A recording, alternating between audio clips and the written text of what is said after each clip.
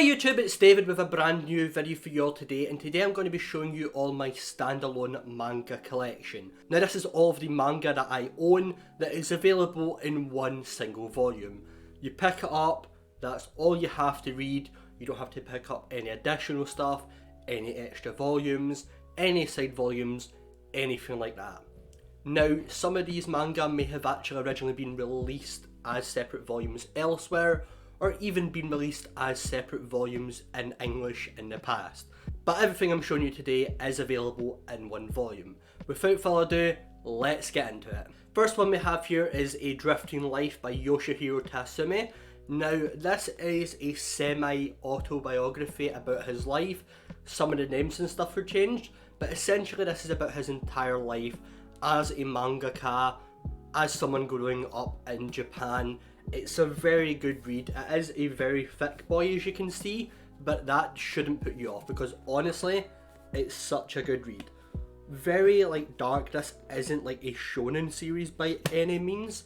It's not going to have any crazy action or crazy twists. It's just about someone's life. And if you're into that kind of thing, I definitely recommend picking this up because it's such a good read. And it says it's $35 with $34.95, but I picked this up for like £15 on a sale on Amazon a while ago. I say a while ago, it was like 2 years ago, but still really good.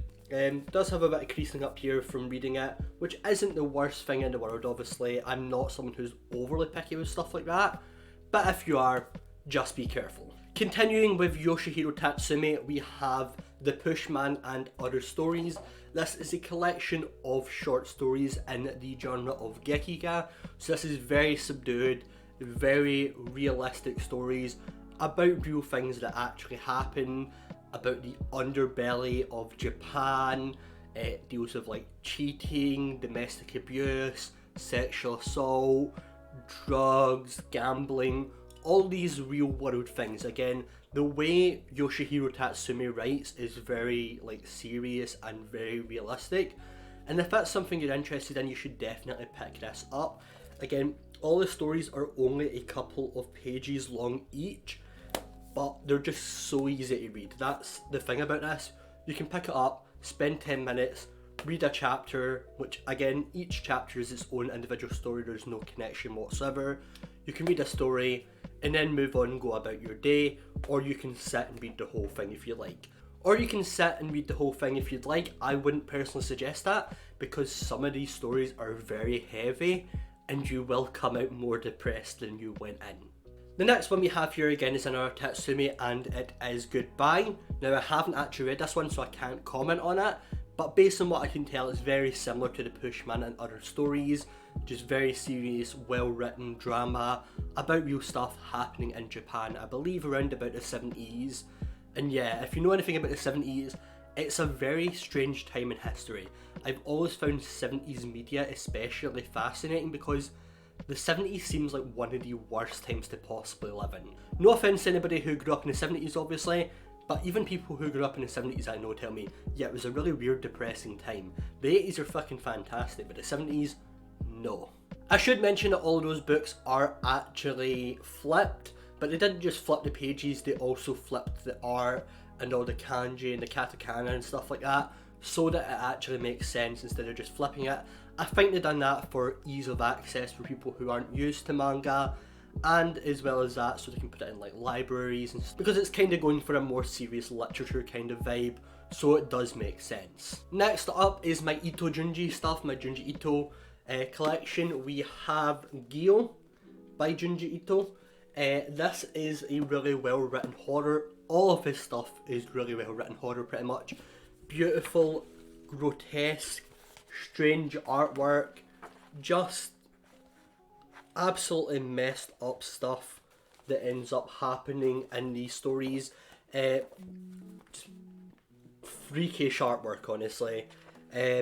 Definitely suggest this over, say for example, the Junji Ito collection, the anime series, because that isn't well written at all.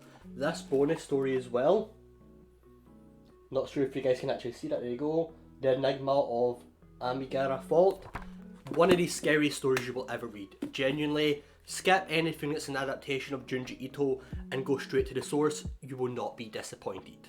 Next up we've got Tome. This is a collection of all the short stories that Tome appears in. Very thick book. You can just pick up, read a story, relax again, just go on to the next whenever you want. You don't have to binge read this one, though you can if you really want to. The artwork again is absolutely phenomenal. There's some really weird, grotesque stuff in here. If you know anything about Tome, you will see a lot of people who have like tattoos of her, because like just the artwork is absolutely phenomenal. Really good. I really like the way these are styled as well. Like, you've got the grey, you've got the blood splatters. On the side you've got like the white with like the grey on here where you can actually kind of see artwork on there. Then something on the back. Really cool. These look absolutely beautiful on the shelves, if nothing else. Plus, you're gonna enjoy yourself again. If you're a fan of horror, you need to pick this up. Next we have Uzumaki. Now, everybody who's heard of Ito Junji has definitely heard of Uzumaki. Really good, really twisted, about like distortion, about spirals. Really well done. I know this was originally 3 volumes, but since it is available as one hardbound volume, that's what I'm suggesting. You don't need to go out and find those individual volumes. Just pick this up. It's really easy to get. It's still available in print on Amazon, in Waterstones, or even your local bookstore if it carries it. I always suggest trying to support local businesses if you can, but unfortunately a lot of local businesses to me do not carry manga. They carry Western comics, or at least the more basic stuff, but they don't tend to carry manga unfortunately, and I don't really want to ask them to get it in just for me. But yeah, definitely Uzumaki. If you haven't read it, go read it. It will blow your mind. Last thing I have for Ito Junji is Fragments of Horror. Now, I haven't actually read this yet. Always been meaning to get around to it. It isn't a very thick book at all. It can probably be read in one sitting, honestly. I just haven't got around to it yet. I believe by the name it is just a series of short stories. But yeah, just really cool. Kind of mimicking the artwork of the Scream there. I love when you actually move it in the light. If you guys can see that, let me check. Yep, you can see it. You can see more imagery, and that carries all the way around, and then you've got this really cool like wrap around for the cover. Oh, can't show that. There's nudity in there. Yeah, but really well done as far as the design. Again, I haven't actually read it. Okay, so the next one I have here is Solanin. Now, I haven't actually read Solanin at this point, so I can't actually comment on whether it's good or not. I have heard a lot of people suggest that, a lot of people say it's really good, and flicking through, looking at the artwork, it definitely visually looks really good. I just don't know if I'm going to enjoy the story or not.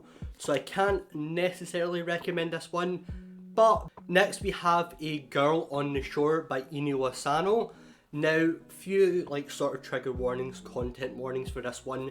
It does deal with like underage sex and stuff like that. Not like pedophilia or anything like that, but just like people having sex underage, doing things that they're not supposed to do, trying to be more mature than they actually are. So in turn it does have some nudity in it. Now I will say this is definitely in no way, shape or form hentai. This is not made for like perverts to get off to. This is simply there for a reason. It's like if you see like a baby naked in a movie when it's like being born and stuff like that. It isn't just here's some nudity for the sake of nudity. But that's just something I thought I'd warn you guys about, just in case you're going to pick this up, because I know some people are a bit squeamish and had to struggle to find something here that wouldn't get me banned off YouTube. But look how great Inu Asano's artwork is. It's really well done, it's really detailed and frankly beautiful. If you haven't picked this one up yet, if you haven't read anything by Inu Asano, I 100% recommend picking up A Girl on the Shore. Next up we have Azumanga Daioh Omnibus. This is a series that is a very comedic series. It's a slice of life, very fun, very cutesy. Definitely recommend picking this up if you just want a quick laugh. Each story is done very quickly in like a page or two most of the time, but it does have a bigger narrative it does build towards. It isn't very serious in any way. but you will definitely enjoy it. You've probably heard of this one already if you have seen the anime. It's a very popular anime, has a very popular opening theme, so you're definitely very thick, but again, you can pick it up for 5 minutes, put it down anytime you want. It's not something you're being forced to read through. The art is really cool, you can tell even just with the character designs and such. Here's some of the inside, just really well done. This has genuinely given me some really good chuckles every time. But for me, this has been stitches every time I pick it up. Definitely suggest picking up the omnibus for Azumanga. Next we have Pink by Kyoko Okazaki. Now this is a story about a sex worker who's working multiple jobs in order to feed her pet crocodile. It's a very interesting, well written series written by a female author. It deals really heavily with the sex work industry and is actually really interesting. The back here says love and capitalism, and that's very much what this book is about. A lot of nudity in this one, as you can imagine, because, well, it's about a sex worker, so of course it's going to have a lot of nudity in it. But the artwork, let me find something that isn't sexual. Yep, that's okay. Don't want to get banned from YouTube. But yeah, it isn't, again, this isn't hentai or anything like that. Don't get it mixed up. Might do a video about that one day. Joking, or am I? But no, really well written story. If you haven't picked this one up, you can pick it up fairly cheap. It doesn't cost that much money at all, but like £12 maybe, something like that. But yeah, definitely check it out if you haven't checked out Pink. I recommend. Next up we have The God's Lie by Kaori Ozaki. Now this is a story about a young boy who skips football summer school essentially to spend time with a young girl and her little brother who live by themselves, who are essentially abandoned, living in a rickety old house, scraps, stuff like that. Very interesting coming of age story about these young people essentially building like a family unit. Again, it deals a lot with abandonment and just a lot of really heavy stuff. This one is very wholesome but also very heart-wrenching at the same time. If you've read this story, you'll definitely know what I'm talking about. Now, I actually reviewed this one a long time ago. That video is no longer up on the channel, I completely deleted it. I no longer have the file. That's how much I didn't like the review. I liked it at the time, but now in hindsight I don't like it at all. I definitely plan to go ahead and re-review this whole thing again, do it a lot more professionally, maybe have some panels shown, stuff like that. I've got a better mic now, better camera setup, better lighting, better everything essentially, and I am a more matured person and better overall. Or at least I like to think I am. But definitely pick up The God's Lie, it isn't too expensive, you can read this in one go and it's going to tear your heart. Next up we have All You Need Is Kill. This is actually a manga adaptation of the novel of the same name. Now the novel was actually adapted into the movie Edge of Tomorrow with Tom Cruise, which is a fantastic movie, a really good westernized adaptation of the novel. Does its own thing with the content, but it's a genuinely good movie. Didn't make a lot of money at the box office, but anybody who's a film buff, people who like to talk about films, love to talk about that movie because it's so good. And so is this manga adaptation. I haven't read the actual novel yet. In fact, I don't even know if you can pick up the novel in English or not. I did pick this up, I read it, it's absolutely phenomenal. The artwork in here is actually by Takeshi Obata, the artist for Death Note and Bakuman and Platinum End. Really good stuff. Practically, from what I've heard, a perfect adaptation just from novel to manga for this story. Basically just taking anything that would have just been described in the novel and actually visualising it. The art, as you can imagine, from Obata is absolutely phenomenal, so well detailed, just really well done. Like, I can't describe how beautiful the artwork is, which is why I'm literally just showing you guys. And I know this is probably 2 volumes apparently, everywhere else. I know in Japan it's 2 volumes, I know in France it's definitely 2 volumes, which is why you've got the 2 here, which would be separate covers normally. But again, this is 1 volume, much easier to read. You could probably pick this up and read it in one sitting because even though it looks pretty thick, don't let that get to you. It's a very easy read, it's a very quick read. You'll just be turning the pages so quickly, because honestly, if there was ever a page turner in manga, this is it. Next we have by Miyoko Anno, we have Insufficient Direction. Now Miyoko Anno, if you recognise the name Anno, is the wife of Hideaki Anno, the creator of Neon Genesis Evangelion. You can see a nice little caricature of him on the front there, and a caricature of herself as a baby. Essentially this is about what it's like living with an otaku, living with someone who's absolutely obsessed with their work, and it's so hilarious. It also hits hard as well because it's so realistic and we can all see a little bit of ourselves in here, but it is very much like really well done. Here is some Kamen Rider Faiz action. I believe the only official way to get anything even remotely related to Kamen Rider Faiz in English. Kamen Rider Faiz being my favourite series of Kamen Rider, by the way. But essentially, Hideaki Anno literally like is obsessed with Kamen Rider, and I love Kamen Rider as well. It's something I'm really into. It's a really good, basically for people who don't know Kamen Rider, it's a tokusatsu series. Think a bit like Power Rangers, except it's a standalone hero, there isn't any giant robots, and a lot of the time there isn't monsters. Sometimes there is, sometimes there aren't, sometimes it's just like evil factions they're fighting, and depending on the series it ends up being a lot more mature and more of like a family show. Think of like Doctor Who, where it can have more mature elements in it, kind of like that, except with martial arts. People who love Kamen Rider are probably going to shit on me, especially people who like the new stuff, because probably not the best description of that, but as far as the classic stuff, it very much works. But back to the manga, really funny, really well written. Definitely want to do a review of this at one point, especially after rewatching. And leaving the best to last, perhaps the most famous mangaka of all time, Osamu Tezuka, or Tezuka Osamu.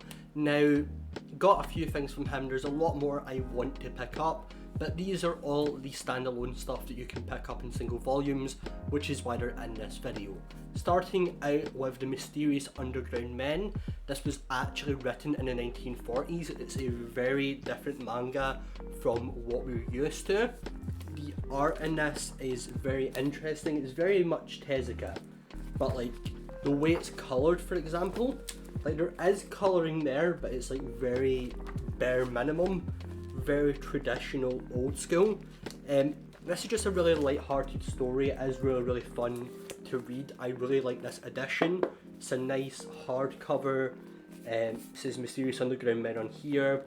I like the colouring on the front part here. It also has a really good essay at the back that essentially covers all the different sources, all the different inspirations, talks about Tezuka and the manga industry at the time, as it was just starting to come into fruition and actually become a thing. Really good. If you haven't read this one, I don't know if it's in print or not anymore. I know the company itself is out of business, I believe, or whatever, so it's probably not in print, but doesn't mean it's not necessarily going to be easy to get. I just haven't looked. You should look yourself. If you can find it for a reasonable price, anything under £25. Next we have The Book of Human Insects. It's a really interesting story about a woman who is able to essentially steal the talents of people by touching them. It's a very weird story. It's about human depravity, about selfishness, and about this woman who's quite frankly awful as a human being. But it's a really good read. This is one of Tezuka's later books. This isn't an early work. Much after he'd done Tetsu 1 Atom and his other work, he'd done this. And it's next we have Aiko. I've not read Aiko, so I can't actually comment on it. I've heard a lot of really interesting things about it. It's about an abusive family, about this young girl. So it's definitely something I'm interested in reading. It's just something I haven't got to just yet. I really like the cover, but the peachy kind of pink, orange aesthetic is really nice. It is also like a textured cover, and it is a very thick book. I really like, from what I've flicked through and seen, the artwork in this. Like, it's really nice. I just again said haven't got around to reading it, so I can't really comment. and that's the issue with a lot of the Tezuka stuff. Outside of his more fun, like early stuff, I haven't actually got around to reading his later stuff yet, which is a shame and is something I am definitely looking to rectify, which is why I own it in my collection, haven't got rid of it. But it's just a matter of time, and I've kind of got ADHD, so my brain kind of goes everywhere, and I just pick series to watch or read at random half the time. Next is MW, can't say anything about it again, it's another one I haven't read. Looks really good, boy that skull looks cool. But again, I know this is a later work by Tezuka, haven't read it yet, so can't comment on it at all. And the last work that you will all be wanting me to talk about, something that is really popular in the anime community right now because it recently got an anime adaptation. We're talking about Dororo. Now this is another one much like the Godslide that I actually reviewed a long time ago that is no longer on the channel. After I watch the anime, because I've still not seen the anime yet, I will definitely get around to actually reviewing this again and maybe do some sort of comparison. Now I know a lot of people have mentioned in the anime there's quite a lot of stuff in there. It's hinting at like transgenderism and like gender identity. Now nothing like that is in the manga at all. Obviously this was a manga written in the 60s. It was primarily aimed at young kids and adults who just wanted some quick entertainment. So there's nothing like that in here. So don't go in expecting that. Again, there's nothing wrong with the anime updating it and having that. It's just, it isn't something that's in here if you're expecting it. But this is still a great story. Really thick. Biggest issue with this, which I'll get into in the review, and I did in my old review, is it kind of just ends. It doesn't have like a solid ending. I suppose that's okay, it's deliberately open-ended for a reason, but it's something I would have liked to have seen a proper ending to, especially considering how much you read. But oh my goodness, the artwork in this is phenomenal. And when I say it's been adapted in anime, I'm talking about the new one. I know there was an anime adaptation back in the 60s. From what I can see, I've seen the first couple episodes of it. That is pretty much almost one for one with this, right down to capturing like the subtlety. Like, look how beautiful that is. The art style, again, I said, is very old-fashioned in a way. It's very classic Tezuka, but it's so beautiful. Anyway, that's it. That's my manga collection. A little bit of a different angle for this one. Trying something new. Trying standing up, maybe give myself a little bit more energy, allow me to project a bit more for you guys. Comment below and let me know what you think. Do you prefer the standard sitting down videos, or do you like this where I'm actually standing up, actually moving around, giving some level of volume? Comment below and let me know. If you're new to the channel, go ahead and subscribe.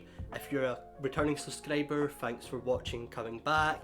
Make sure you're hitting the notification bell so you get notified every time I upload a brand new video. You can go ahead, of course, and follow me on social media. They're both down there, both Twitter and Instagram. I'm very active on both platforms.